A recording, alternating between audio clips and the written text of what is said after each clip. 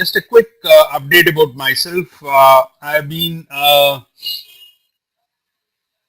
person involved with information systems for the past about 20 years, right? More than that, and involved with auditing since 99, right? As an auditor, and as an auditee much before that in information systems. So I've been a member of ISACA since '98, and I got certified as a CISA in 2000, right? So, and I've been involved with ISACA Bangalore chapter ever since. Uh, and so, can we quit many other certifications, right? So, let's go ahead. So, ISACA, just to give you a very brief history, was incorporated by individuals who recognized a need for a centralized source of information and guidance, right? When auditing controls for computer systems, right? This was way back before anybody ever thought about this. So today, ISACA has more than 140,000 members in 180 countries. So it's that popular, right? So, when did it start? It started way back in 1967, much before even ITIL was conceptualized, right? So this used to be called a group of EDP auditors those times, right? And the group was formalized in 69 as the EDP Auditors Association. Now, 76 onwards, it started getting into educational foundation and undertaking large-scale research efforts. So there's also a research wing that's called the ITGI, IT Governance Institute, right? And so then EDP Auditors Association morphed into ISACA, or Information Systems Audit and Control Association. Now we just call it ISACA. We no longer call it all this, right? It goes by its acronym only, right? So coming to CISA, please stop me wherever you feel you want to stop me, you want more information. Now, this is a globally recognized certification for IS audit control, assurance, and security professionals. So, CISA used to be a very rarefied term earlier, but today it's become so popular that now everybody knows who a CISA is, recognized by statutory organizations even in India. The RBI recognizes it as a very relevant certification. So it's got statutory approval even in India, right? So what does CISA do, and how does ISACA look at certifications? ISACA looks at certification saying that yes, you have not only got the knowledge, but you also have the domain expertise and experience. So when you get a CISA certification awarded, it means that it's not only that you have passed the exam, but you also have relevant experience. So that is what it proves, right? So you have more than 118,000 professionals who have been certified as CISA since the inception of this certificate. So this was the only certificate that was going along, and then you got CISM, and then you got CRISC on risk management, and then you also have CGIT on IT governance. So I was one of the first people to get the CRISC certification. So I was grandfathered into the CRISC certification based on my experience. So that's how I've been involved with ISACA, right? So just give me a second. Just give me a second.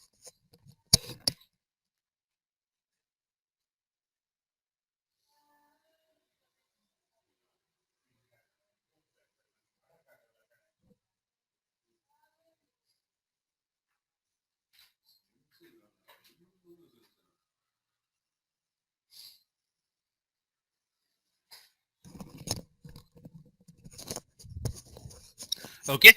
So let me get back, and So, to understand why do we need a CISA, right? And what is the most important thing today when you are looking at any organization and dealing with any organization?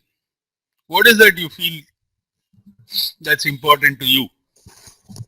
And as an investor or as a stakeholder, what do you feel is most important? Anybody?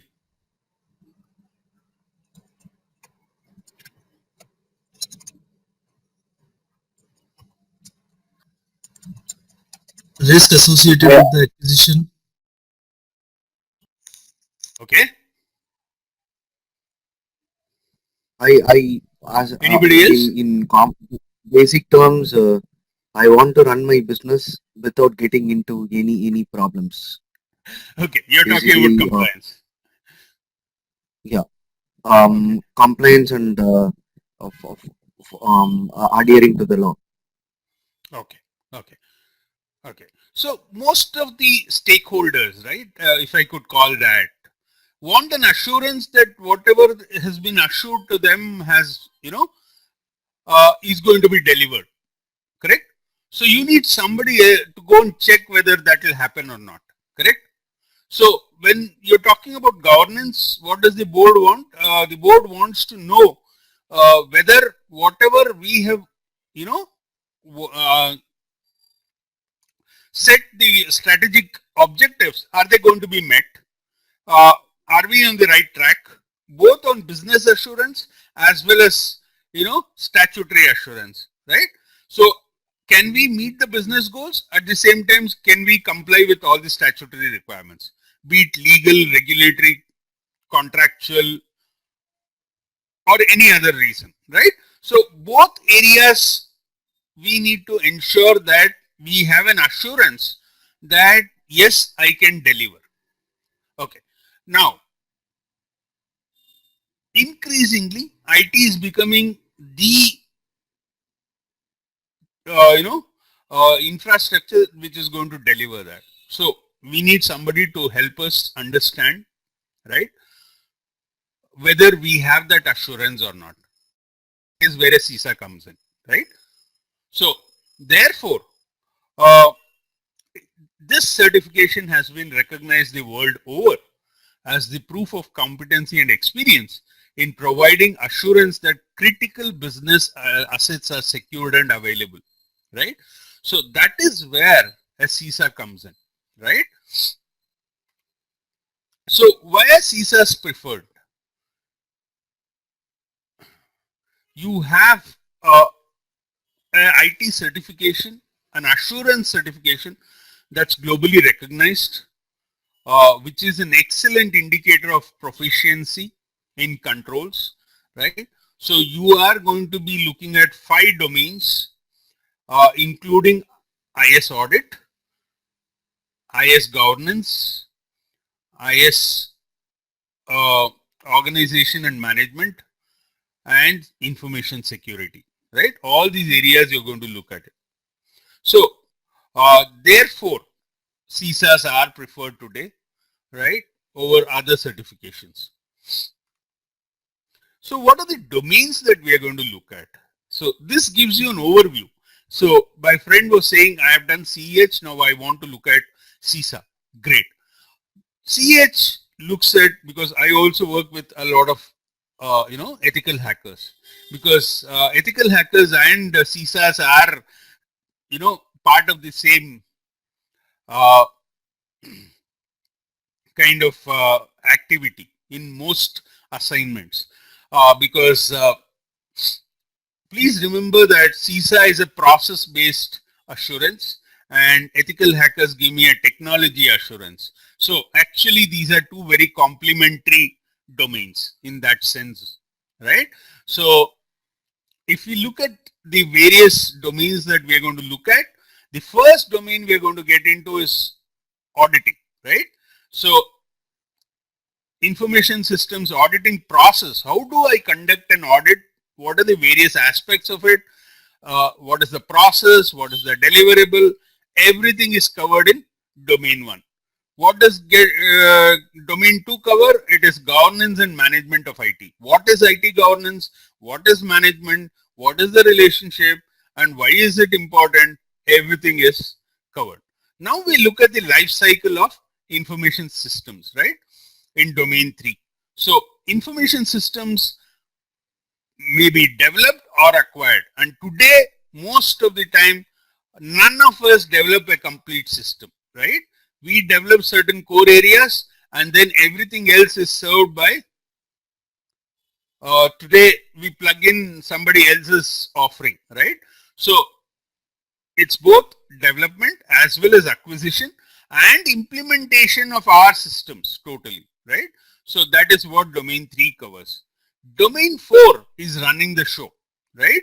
So this is very close to what ITIL talks about, right? How do I run operations and how do I run it in a way that it provides me an assurance that it will be available when needed, which is what is business resilience, right? So that is a very major area. And then you have information security in domain 5. So these are the 5 domains that we look at, which is a holistic view of the entire IS of an organization, right? So any questions till now?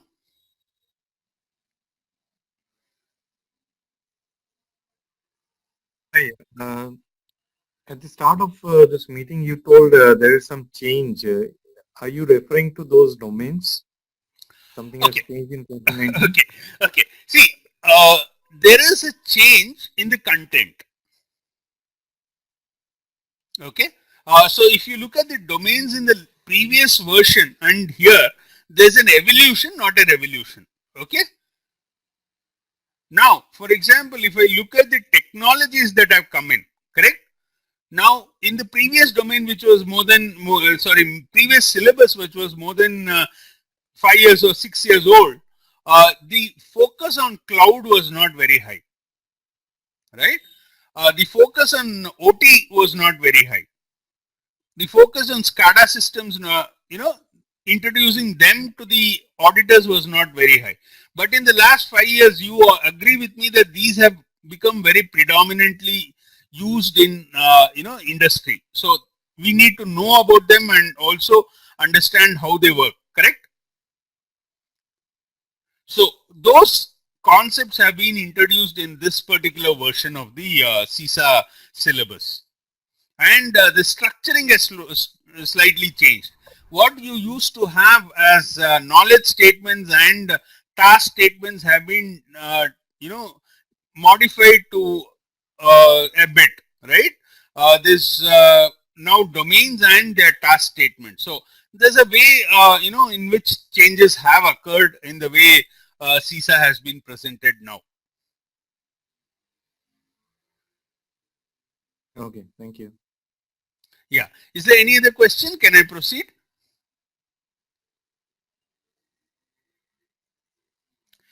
Okay. So let's look at it in a bit more detail, right? So what is the purpose of domain 1? It's about providing audit services in accordance with standards to assist in protecting and controlling information systems, right? So this is basically about the entire process of auditing, the scoping, management of an audit function, everything, right? So if somebody tomorrow tells you, please go ahead and audit and give me a report that says your systems are compliant with requirements of Sarbanes-Oxley. Now, how do I do that? Right? So this is the domain that helps you understand what needs to be done and then go ahead and do it. But what I'm trying to explain to you is it will give you the process of auditing. So you also need to understand what is SOX and what is its priorities and all that. But when you go through this and then go there, you have a far more better understanding of what I'm expected to be doing now. Instead of just being given, told to do a SOX audit without understanding the methodology of how to go about it, right? So this gives you the fundamental foundation of how to do an audit. And that's the whole idea behind domain 1. So one question. Yes, Suresh. Yeah. So do we understand different types of standards completely? Because when we say healthcare audit, we should be aware of HIPAA compliances, right? So will we be going through each and every standards and the compliances, maybe HIPAA, SOX, which you said, GLBA. So will we be going through all these things in this Okay, CISA? let me give you the methodology. So what happens here is we will know how to conduct an audit. Okay, now we will not go through any specific standards or laws. Okay, now HIPAA, I can look at that, or I can look at an ISO standard on healthcare. Right now, given any standard tomorrow, right? If you have the domain expertise in that domain, for example, you are coming from the health domain, so you understand health domain perfectly, right? So now, given your understanding of the health domain, and if I ask you to conduct a high trust audit tomorrow, correct? Now, how do I go about taking the requirements of high trust and then conducting an audit? That whole process is explained here, correct? Understood. Now you may to it tomorrow get one more standard in healthcare, correct? Now, Mhm. how do I implement the audit program using that as the audit criteria? I will understand by going through this. So the baseline for all kind of audits is what explained here, but not specific to standards. Absolutely, you're right. Because, for example, you come from healthcare, my colleague, another colleague comes from banking, and so on and so forth. So he will have to look at more about SEC regulations and so on and so forth. For example, somebody says, I'm working with a US client in the area of insurance. So I have something specifically on, I think it's Graham Leach, and there's another law on privacy for them. So how do I implement that? Now somebody else comes and says, I have a European client, I need to implement GDPR, correct? So it gives you the foundation for understanding how do I go about it. You can create your audit program based on whatever laws or regulations or contractual obligations that you have to take care of.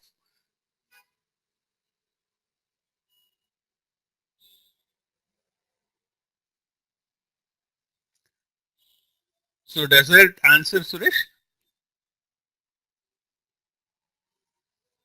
Yeah, it does. Thank you. Great. So what do I look at in auditing domain? So I'm going to look at how do I plan an audit, right? So what is fundamental thing? I need to know about what is the ethics of auditing. How do I go about auditing? What are the standards governing my activity of auditing? What are business processes? The different types of controls. Now, auditing means in 2 days I have to complete an entire organization. Now, where should I start? Where should I end? How much, you know, importance should I give to which area? All that is what is covered in risk-based auditing, right? And how there are different types of audits and assessments.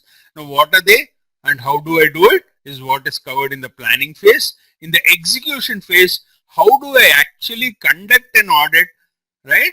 How many samples should I take? What is the methodologies? What is the reporting? What are the communication techniques? How do I write an audit report? All of that is what is covered in part B of domain 1, right? So this is what is covered in domain 1. So when I look at domain 2, what is covered is governance and management of IT, right? Now, IT cannot operate in a vacuum, right? It needs the right organization structures to be in place. So obviously, the stakeholders want an assurance that yes, things are working well. There's a proper leadership structure in place. There are processes in place. So that's what I'm going to cover in domain 2, right? So getting into specifics, what are we going to cover? We're going to look at governance and strategy. We're going to look at the frameworks that are there. We're going to look at standards, policies and procedures, enterprise architecture, enterprise risk management, maturity models, and legal compliances, right? And we're also going to look at resource management, performance monitoring, quality assurance of IT, right? So this is basically looking at how do I get an assurance that the IT function is working well and it will deliver what I want, right? So this is what we're going to cover in domain 2. So in order to understand all this, we need to understand how IT works, right? So how does IT get started? Either through development or through acquisition, and then implementation and going live, right? So if I look at it, this is more about design and transition in ITIL 3, right? So therefore, I get an assurance that the practices, for example, how did I choose a technology? How did I choose a solution? How well has it been implemented? What are the various gates and what is the deliverable at those gates, and has it been delivered is what an auditor needs to look at. See, now I'm looking at everything from an auditor's viewpoint, right? So that is what I'm going to look at in this phase.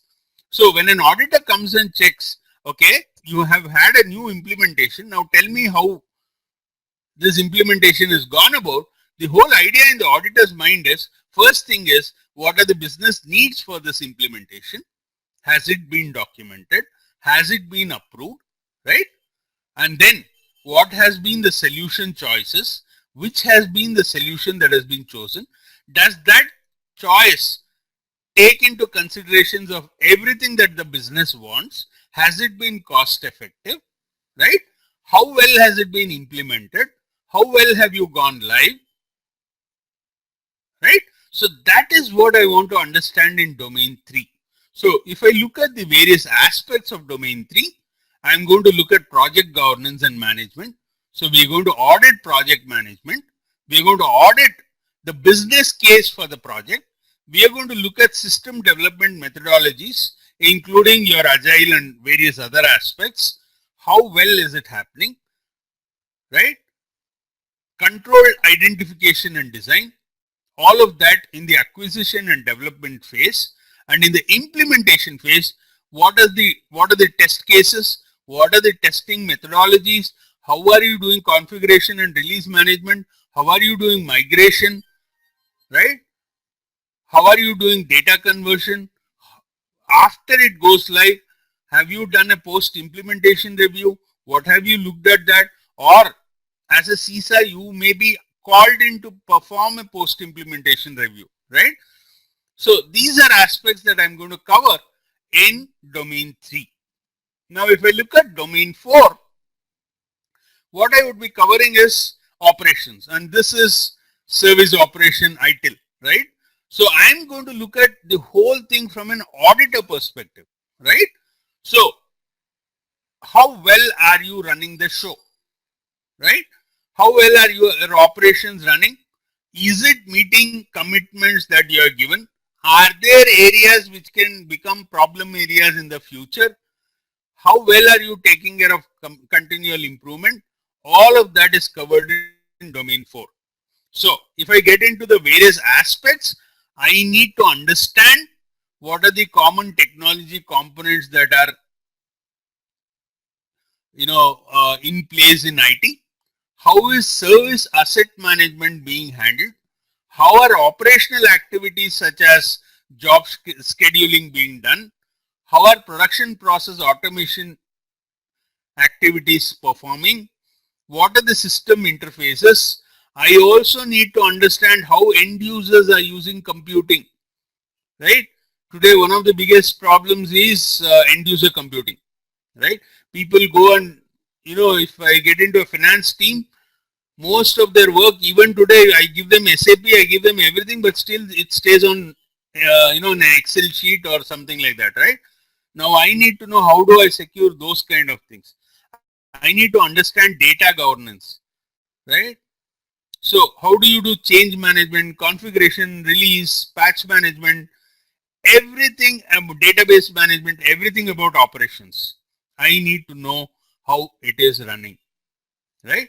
And the next thing that I need to know is, in the event of a disaster, can I recover, right? Which is business resilience. So what is the starting point for that? I need to perform a BIA or a business impact analysis to understand how critical each part of the business is, and therefore what IT support I need to give, right? And then I look at system resiliency, I look at data backup storage and restoration, I look at disaster recovery plans and business continuity plans.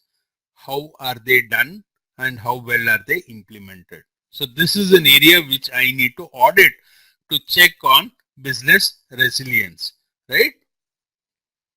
So what is the last area? Last area which I said is information security. So I need to give an assurance saying that policies, standards, procedures, controls will ensure confidentiality, integrity, and availability of my information assets. So somebody did raise, about cyber security. Now, cyber security is a part of information security, right? So it does come in within domain 5, right? So that's a major domain. You saw the percentages allocated. So this is the biggest chunk. So therefore cybersecurity is a big thing now, right? And it's got a lot of emphasis in the new version of CISA. So what all do I cover here? I look at information asset security framework, standards and guidelines. I look at privacy principles. I look at physical controls. I look at IAM, identity and access management, network and endpoint security, data classification, data encryption and related technologies, PKI, communication techniques, virtualized environments, IoT, right? So you get an introduction to all of this. I wouldn't say you would become an IoT expert by coming into CISA, but you will know what to look for to audit in an IoT environment, right? And then of course, how do I react to an event or an incident, right? So what is very critical there? Obviously awareness and training. I need to understand how attacks happen, what are the techniques, how do I test it, how do I respond to an incident, and of course, very critically, how do I collect evidence and requirements of forensics. I know my friend who has done a CES would be far more technically competent on that, but then we would be looking at the processes, ensuring whatever he needs as a forensics expert, I have the processes to ensure that that is available, right? So please understand that CISA is a management process auditing subject. So I wouldn't become a technical expert by this, but I would ensure the organization has the relevant processes to ensure that everything works like clockwork. And that's the whole idea behind CISA, right? So just to give you an uh, information about the exam. Now you have a rolling exam, so it's no longer paper based like in when I took it up. Now it's going to be a computer based exam. You can register depending on availability of the location and date. You can go into the exam center and then do your exam. So it will be a computer based exam, right? So you will have about 150 multiple choice questions and 4 hours to answer. And basically, please remember one thing, CISA is a very practical oriented exam. It's not a mug and vomit exam. So let me tell you that very clearly. So what I would be giving you is pointers. I would be helping you understand the concepts, and then you have to start relating it to reality. And the questions that you will get in the exam are very, very much based on the real situations that you will face in the world. So that is the reason why CISA is so strong and CISA has got so much relevance, because it's based on the facts on the ground, right? So you would have multiple choice questions with 4 options, right? Some of them may say choose the best among the given ones, or something may say choose the most relevant option, or you may be given a fill in the blanks kind of question. And sometimes you may be given a scenario and a couple of questions based on that scenario and how you would respond as an auditor. So it's a very mixed kind of exam. And the best part is all these questions are developed by practitioners like you and me, submitted it to ISACA, and they pick and choose the best questions and incorporate it into the exam. So